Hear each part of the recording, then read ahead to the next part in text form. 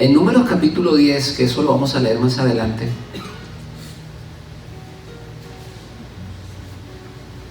y quiero, hermano, que profundicemos en esta palabra. Los primeros 4 versículos. Dice: Hashem habló a Moisés diciendo: hazte 2 trompetas de plata, de obra de martillo las harás, las cuales te servirán para convocar la congregación y para hacer mover los campamentos. Y cuando las tocares, toda la congregación se reunirá ante ti a la puerta del tabernáculo de reunión. Mas cuando tocares solo una, entonces se congregarán ante ti los príncipes, los jefes de millares de Israel. Hay 2 trompetas que se sonaban. Cuando las 2 trompetas se sonaban, todo el pueblo venía a la puerta del tabernáculo. Pero cuando sonaban una sola, solamente los príncipes de Israel. Les comenté, no sé si la semana pasada o la semana anterior, que hay un shofar, una trompeta que está sonando,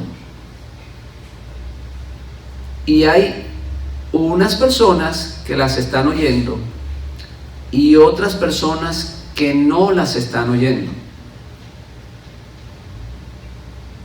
Por eso no se están congregando todos. Por eso se están congregando, repítalo conmigo, los príncipes de Israel.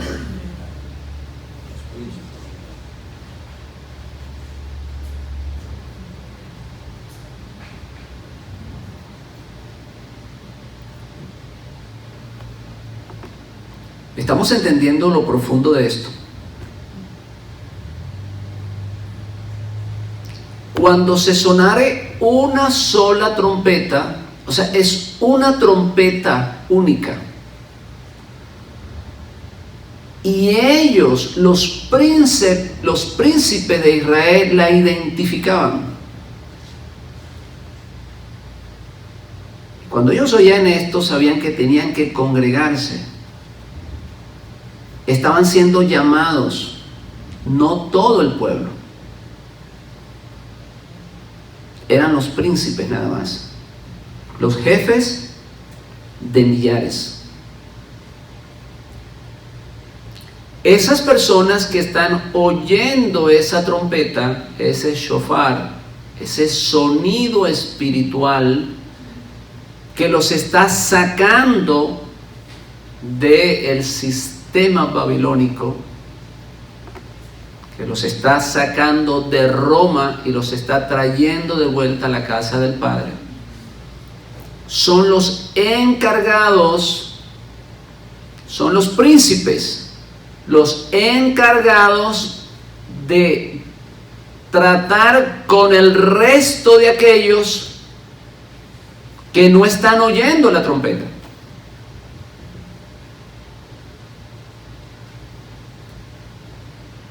¿Estamos entendiendo esto, mis hermanos?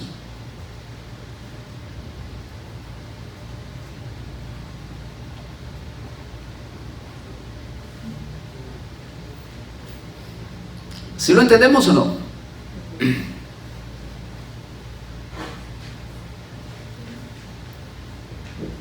Esto no lo está oyendo todo el pueblo.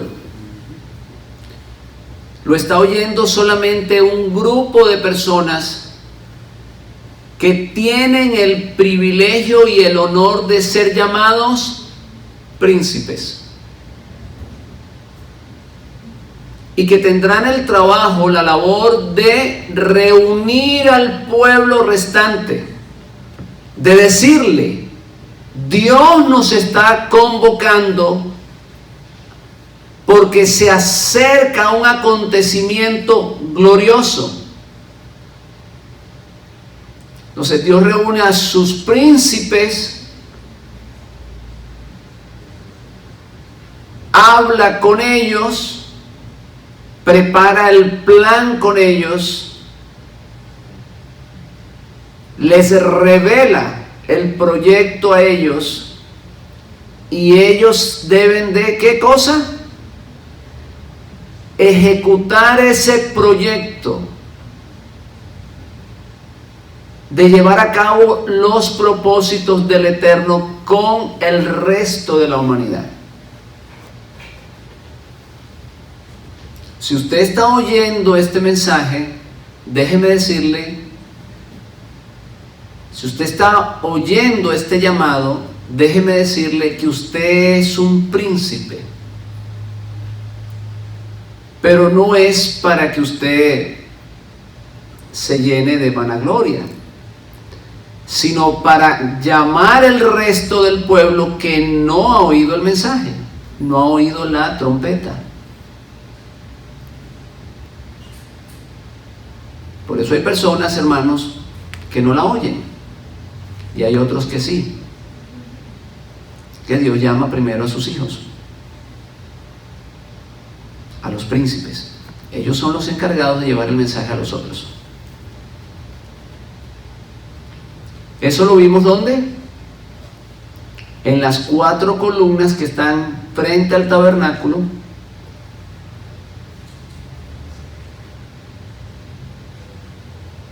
donde decíamos que esas 4 columnas representan a 4 fuerzas que están encargadas de traer de los 4 puntos cardinales de la tierra los escogidos que están siendo llamados nada más y nada menos por su majestad Yeshua HaMashiach.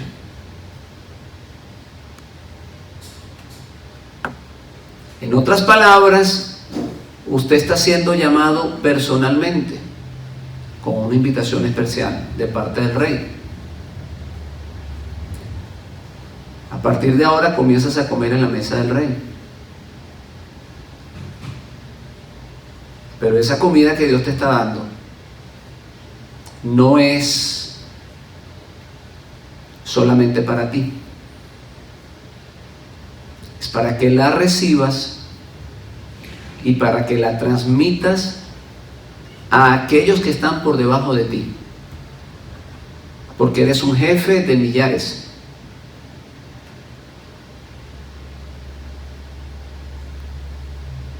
En otras palabras, esto no es para engordarse, ¿verdad? La gente comienza a comer de esto y comienza a engordarse y a saber tantas cosas y comienza a estudiar hebreo y todo ya lo dice en hebreo y comienza a hacerse notar de tantos misterios. Y eso es interesante. Eso es interesante, eso no está malo. Pero el objetivo principal es hacer despertar a los que no han oído la trompeta. ¿Por qué no la han oído? Porque están durmiendo en un sueño profundo. Y la única manera, hermanos míos, de que esas personas puedan despertarse es oyendo este mensaje. Mientras ellas siguen oyendo el mensaje que está afuera, seguirán dormidos. El mensaje que ofrece la falsa congregación, la ramera, seguirán dormidos. Entonces es necesario que entendamos esto. Vimos que Yeshua es la puerta. ¿Por qué? Porque Él es el príncipe puesto por Dios para reunir a sus ovejas. ¿Y dónde las está reuniendo? En la puerta del tabernáculo. ¿Por qué las está reuniendo en la puerta del tabernáculo? Porque muy pronto se va a establecer el milenio. Muy pronto. O sea, en otras palabras, ya vamos a entrar al milenio, por eso tenemos que comenzar a reunirnos en la puerta. Más o menos así como cuando se va a presentar una obra de teatro y las personas van al teatro, pues antes de comenzar ellos están afuera y abren las puertas del teatro porque ya pronto va a comenzar la obra. Entonces la gente comienza a entrar y comienza a sentarse y ahí sentado espera que comience la obra. De igual manera nosotros estamos siendo llamados por el príncipe de los príncipes. Él está reuniendo a los príncipes de millares en la puerta del tabernáculo porque pronto se va a inaugurar esta gran obra llamada el milenio o el reino del Mashiach, el reino de Dios o el reino de los cielos. Y como esto está a punto de acontecer, Él está haciendo un llamado especial, extraoficial.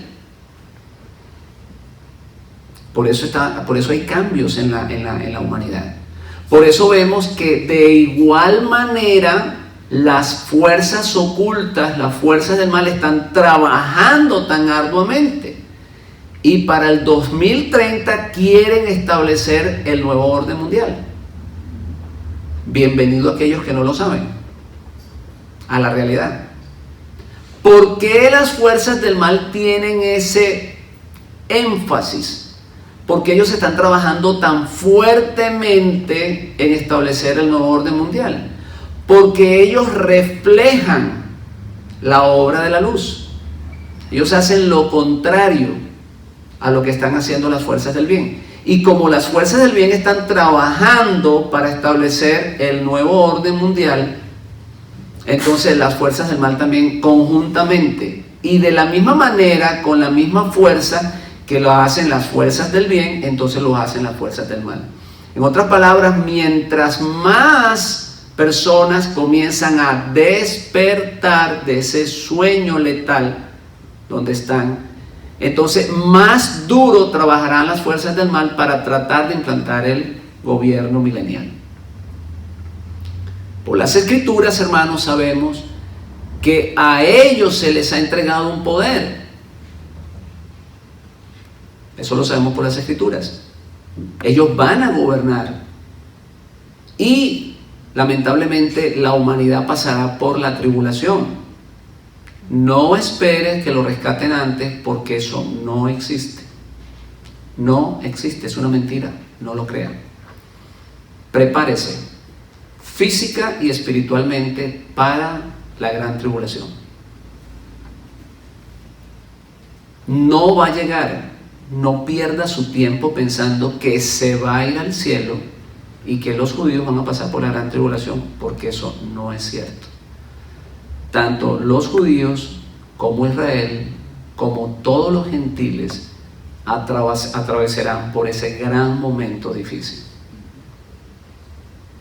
¿Qué marcará la diferencia? La preparación. Si usted logra prepararse, si se esconde bajo las alas protectoras del Eterno, entonces usted pasará por ese momento con vida. Si usted ignora el llamado de Dios, pues entonces la aplanadora pasará por encima de usted y quedará como una estampilla en el suelo. Entonces, todo eso lo aprendimos allá.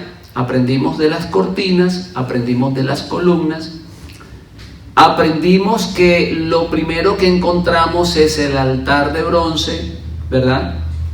Donde se sacrificaban los animales, muestra de que nuestro pecado debe de ser consumido, debe de desaparecer. No es que lo voy a dejar un poquito, no. El sacrificio se consumía totalmente en el altar. Muestra de eso, de que el pecado no agrada para nada a Dios y que tiene que ser consumido totalmente. Una vez que pasamos por el altar de bronce, se requería la fuente del agua limpia para que cualquier residuo, mancha, ¿verdad?, de pecado que en el caminar nosotros vamos recibiendo, que el que va caminando en el mundo pues se ensucia los pies, se le salpica, algo salpica de afuera y cae en las vestiduras del santo.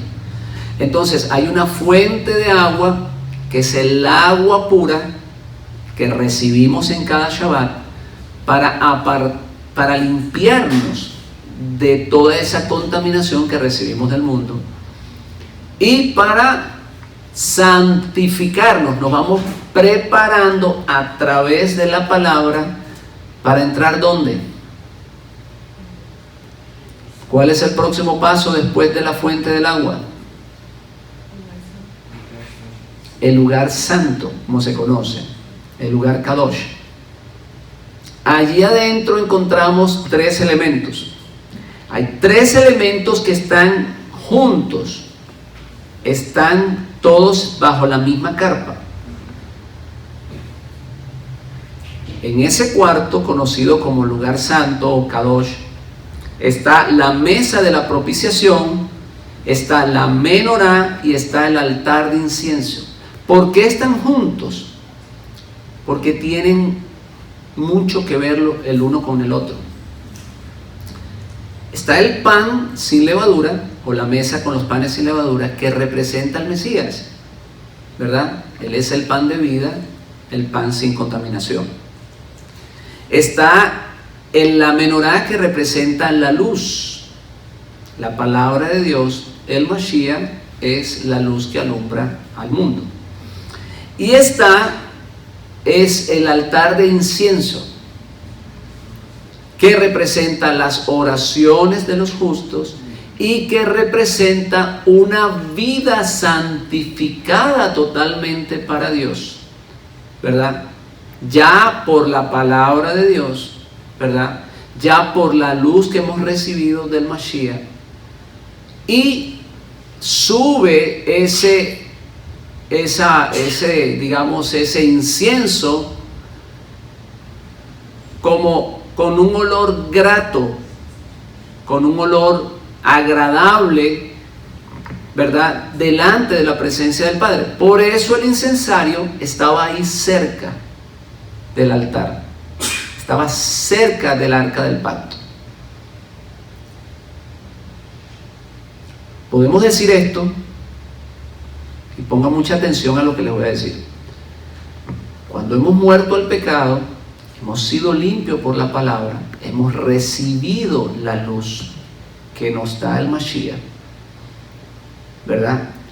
Entonces nuestras oraciones son oídas. Dios oye a todo el mundo, pero no a todos le responde. ¿Estamos claros con esto? Todo lo que pidieres al Padre en mi nombre, lo haré. Vas a recibir la respuesta.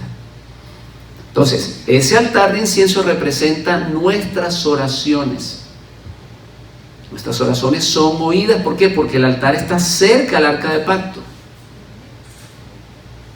¿Por qué? Porque hemos sido limpios, porque hemos sido santificados para Dios, porque somos olor fragantes delante de la presencia del Eterno.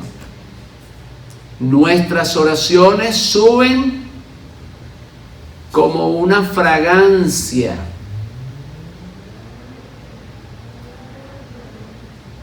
A ver, repítalo conmigo. Nuestras oraciones suben a la presencia del Eterno como una fragancia de aroma agradable delante de Hashem. ¿Sabe qué quiere decir eso? Te la respondo así.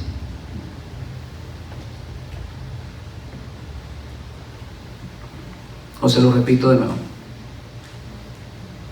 ¿Usted quiere, hermanos míos, que sus oraciones sean contestadas? Santifíquese para Dios. Usted se santifica para Dios. Usted entró al lugar Kadosh, santo, conocido. Y sus oraciones llegan fácilmente porque está cerca de la presencia del Padre. Eso es lo que quiere decir el incensario o el altar de incienso allí, cerca del arca del pacto.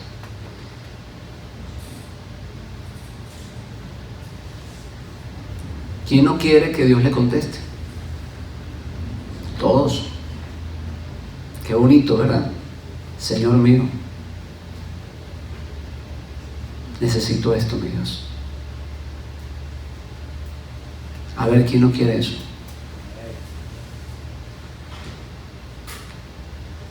El Midrash dice que Sara oró cuando estaba atrapada por el faraón, y enseguida vino una peste que cayó en la casa de faraón y toda su familia. Responde, Dios responde rápido, porque es alguien que está santificado para Él. Inmediatamente.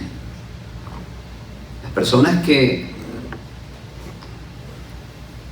no son oídas, hermanos, es porque no quieren santificarse para Dios.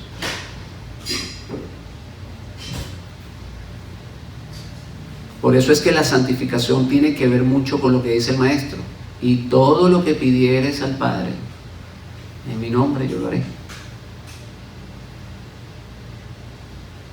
Entonces, la menorá, ¿qué cosa es? La luz. La menorá representa la Torá que Israel no recibió de Moisés porque pecó con el pecado del becerro de oro. ¿Quién trae esa información que no pudo darnos Moisés? El Mashiach. Él es la luz que alumbra a todo hombre. Él trae una información que no fue revelada en el Sinaí. Por eso es que sus palabras no eran a veces entendidas. Él traía un nivel de entendimiento de la Torá que los maestros de la época no podían comprender. El pan que está allí representa ¿qué cosa? La palabra de Dios sin contaminación, sin levadura. No es con las enseñanzas de los hombres, no es con las enseñanzas de Roma, no es con las enseñanzas de los filósofos romanos. Es un pan que procede directamente del Eterno, del cielo. Es el maná, el puro maná, que el que lo come vivirá para siempre. Como le dijo el Maestro, vuestros padres comieron del maná, pero ellos perecieron en el desierto. Pero el que come del pan que yo les doy, no verá vida. No, vendrá de muerte a vida, dice, ¿no? Y no verá la muerte jamás. Es el pan que te da la vida eterna. Entonces, hermanos míos, aquí en este lugar, en el lugar santo, están aquellos que han decidido, ¿verdad?, pasar por ese proceso, entrar por la puerta, sacrificar el pecado, ¿verdad?, dejarse lavar por el agua pura y ser guiados y alumbrados por la menorá del Mashiach. Ellos ya no están afuera. Ellos están ¿dónde? Dentro de la carpa. Solo a ese nivel usted comienza a tener la protección que da la carpa. Estar dentro de la carpa significa estar bajo la protección del Padre. Ya estás en la casa del Padre.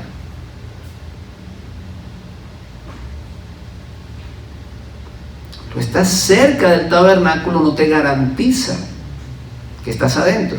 En cualquier momento te puedes ir. Pero dentro de la casa hay una seguridad. El que está dentro de la casa tiene una comunión más íntima con el Padre. Él está mirando la gloria de Dios. Él está palpando, él la siente, está cerca del lugar santísimo.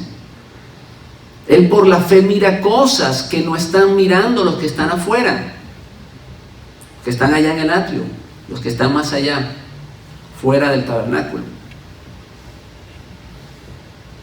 Él ha decidido entrar. Él no tiene dudas. Esa persona es una persona espiritual. Ya él ha sacrificado su vida y tomó la decisión de entrar en el lugar santo. En otras palabras, ha tomado la decisión de santificarse para Dios, porque él ha entendido que sin la santidad, sin apartarse para Dios, sin la exclusividad para Dios, nadie lo puede ver. Él lo ha entendido así. Entonces él ha tomado la decisión de ¿qué cosa? De santificarse. Él está ahora dentro de la casa. Eso le garantiza la protección del Padre. Jerusalén, Jerusalén, ¿cuántas veces quise cubrir tus hijos como la gallina cubre sus polluelos bajo las alas? Ese techo, esa pequeña carpa, representa la protección del Eterno. Por eso no te puedes quedar afuera. Por eso el creyente a medias es un creyente voluble.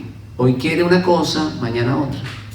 Ese es el niño carnal, el que es carnal todavía. A él lo mueve cualquier cosa, y cualquier cosa lo saca del estudio de la Torá, lo aparta de los caminos de Dios. Cualquier cosita que viene, una prueba, una falta, un problema económico, él se va rápido, inmediatamente se va de vuelta al mundo. Necesitamos, hermanos, entrar allí, al lugar santo. Déjeme decirle algo, que cuando usted está en el lugar santo, usted representa uno de esos instrumentos que están allí. Esos instrumentos solo se movían cuando se movía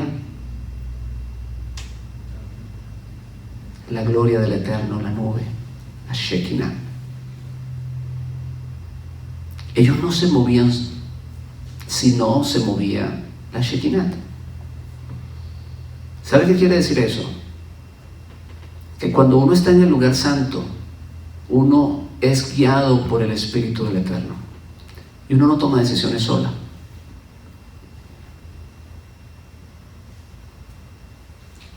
Cuando esos instrumentos eran movidos, era porque Dios había determinado mover el tabernáculo. Entonces ellos eran llevados por las personas encargadas y colocarlas de vuelta dentro del tabernáculo, dentro de la carpa, en el lugar que Dios determinaba. Nosotros necesitamos llegar allá, hermanos míos. Necesitamos llegar a ese estado espiritual de no movernos por nuestras propias fuerzas, sino que Dios nos mueva. Yo no me muevo si Dios no me mueve. Yo no me muevo, me quedo. Hermanos míos, por el amor del Eterno, yo le digo eso, le pido eso. No se deje mover por cualquier cosa. Cuando usted se mueva, muéstreme que se está moviendo guiado por Dios. Y yo seré el primero en reconocer su éxito.